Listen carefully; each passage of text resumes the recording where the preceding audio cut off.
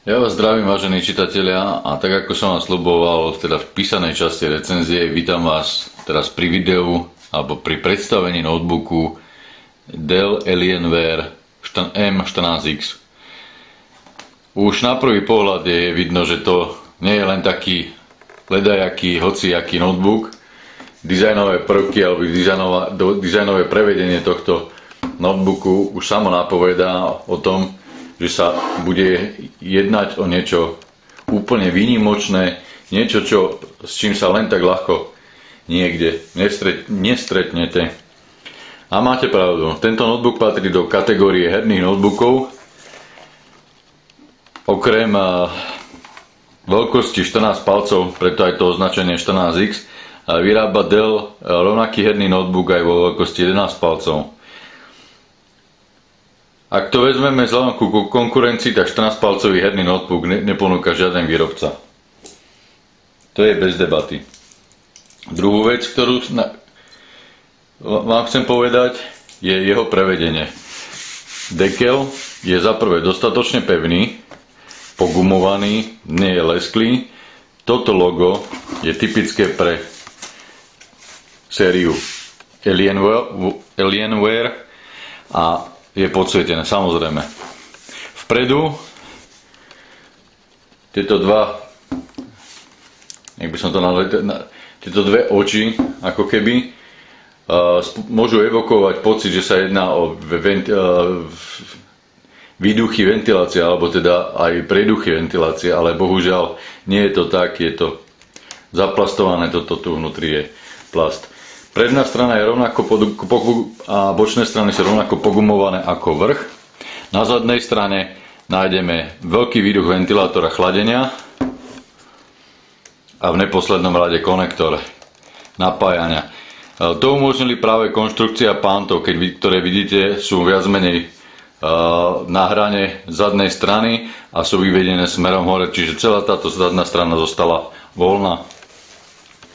Hlavné konektory nájdeme na ľavej a pravej strane. Keď už sme pri tej strane, tak si poďme pozrieť, čo tu je. Nájdeme tu VGA konektor, ďalej HDMI, mini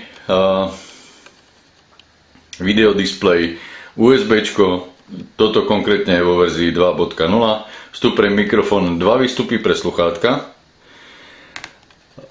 Ďalej čítačku pamäťových kariet SD, MMC, MS Pro a podobne, ale čo je zaujímavé, je tu šachna na SIM kartu a mobilný broadband, to znamená, že sa pripojíte aj cez siete WiMAX. Vpredu, ako som spomínal, nie je nič.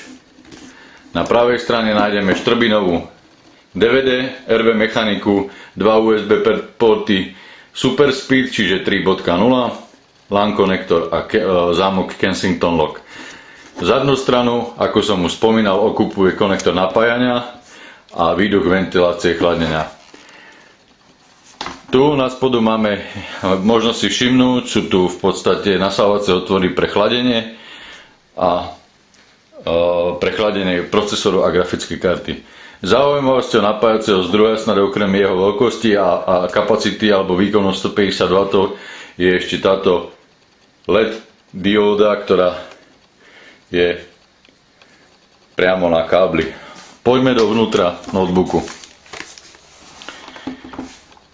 To, čo sa ukrýva vo vnútri tohto notebooku, je proste niečo úžasné. Samozrejme, základná je zase celá pogumovaná. Na vrchu máte dve LED diódky,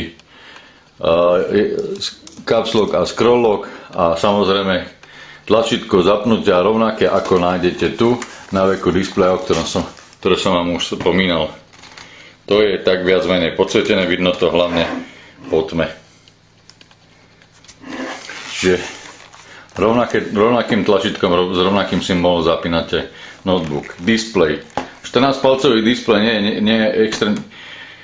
nejak špeciálne výnimočný v podstate ničím. Jedná sa o klasickú 14 s rozlíšením 1366 na 768 pixelov, nad ktorým je 2 megapixelová HD kamera s 2 mikrofónmi. Bohužiaľ je to všetko zaliaté v skle, takže je to veľmi ťažko viditeľné.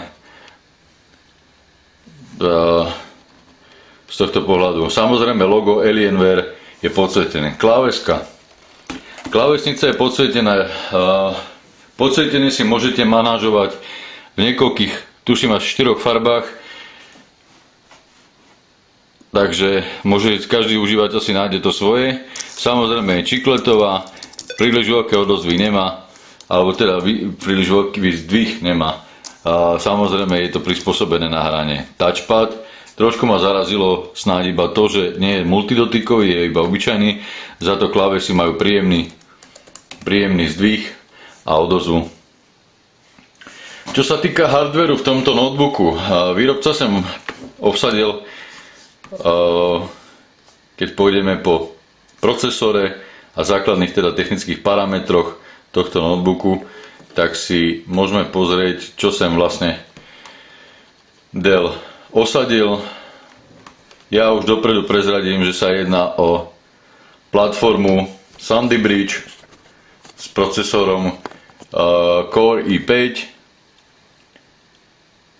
s označením 2540M s frekvenciou 2,6 GHz, ktorý sa ale dokáže vyšplhať pomocou turboboostu až na 3,3 GHz.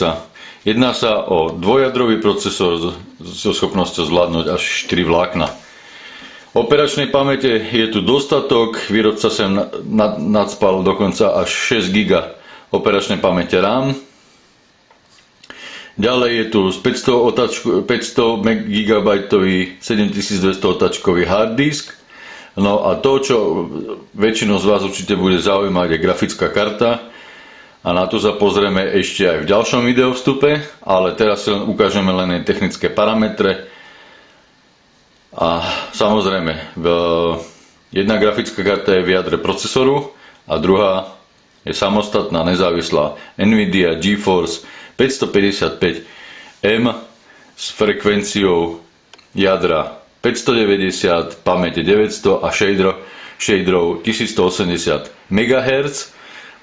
Je to kódové označenie GF106 a disponuje vlastnou 1,5 GB operačnou pamäťou. To všetko predurčuje tento notebook na to, aby ste si s ním zahrali aj tie najnovšie herné pecky. A či tomu tak naozaj skutočne je, to si ukážeme už v ďalšom videu, ako inak na hre Modern Warfare, Call of Duty Modern Warfare 3. Už sa teším teda na ďalšie video a dúfam, že zostanete aj pri tomto videu spoločne so mnou. Ja vám zatiaľ ďakujem za pozornosť a uvidíme sa pri spomenutom videoteste grafickej karty. Ďakujem, dovidenia.